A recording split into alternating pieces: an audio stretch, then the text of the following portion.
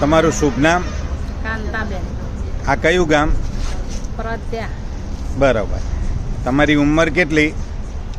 કેટલી લખાવ? 50 લખાઈ. બરાબર. અને તમને શું પ્રોબ્લેમ હતો? અમારે આ ગાડી ફાટી ગઈ. બરાબર. તો આ ગાદી ફાટી જઈ હતી તો પછી તમે ડૉક્ટરને મળ્યા? અમારે હા. કેટલા ડૉક્ટરને મળ્યા? એક ડૉક્ટર બાકી મેળ્યું નહીં, બધા ડૉક્ટર ફરી વળ્યા. તો પછી ડૉક્ટરે શું કીધું? ડૉક્ટર કે ગાડી ફાટી બરાબર. એવું કીધું. અને બીજો કંઈ પ્રોબ્લેમ હતો? બીજો પ્રોબ્લેમ હતો ડાયાબિટીસ. કેટલો રહેતો હતો? ડાયાબિટીસ 600 તો રહેતું જ તેમાં ડાયાબિટીસ. બરાબર. પછી બીપીનો પ્રોબ્લેમ? બીપી હતી, બીપી 200 રહે. બરાબર.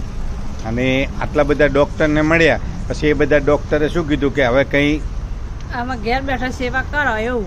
આમાં બાની આશા નહીં કે એવું કીધું હતું કે હવે આ બાની આશા નહીં. હા, બરાબર. એટલે ઘેર બેઠા સેવા કરો. અને પછી આ સંજયભાઈ આવ્યા તો આ સંજયભાઈએ કઈ કઈ પ્રોડક્ટ આપી? સંજયભાઈને ડાયબાલાઈફ, પછી આપણી હરીએ લીવર ગેંગ કેપ્સ્યુલ, ડેલી ડેટોક્સ, બરાબર, પછી સ્પાયરુના ગોલ્ડ અને ડાયબાલાઈફ, આ બધી વસ્તુઓ આપી હતી આપણે. અચ્છા. અને આપણે કેટલા મહિના લીધી? 9 મહિના મેં દવા ખાધી. બરાબર. જ્યારે પ્રોડક્ટ નથી લીધી ત્યારે તમે ખાટલામાં આવીને ઊભા થઈ શકતા હતા? ના. બરાબર. અને ત્યાં અત્યારે થોડું ચાલો તો શું થતું હતું? હા સર, તો મોઢું પોરું થઈ જાય ચાલો ને તો. બરાબર. અને આ 9 મહિના લીધી, હવે ચાલો તમે? 9 મહિના દવા લીધી તો 9 વીઘા હેડું. 9 વીઘા. તો 9 વીઘા હેડું અત્યારે. બરાબર. બધો રોગ મટી બધો ગયો? રોગ મટી ગયો.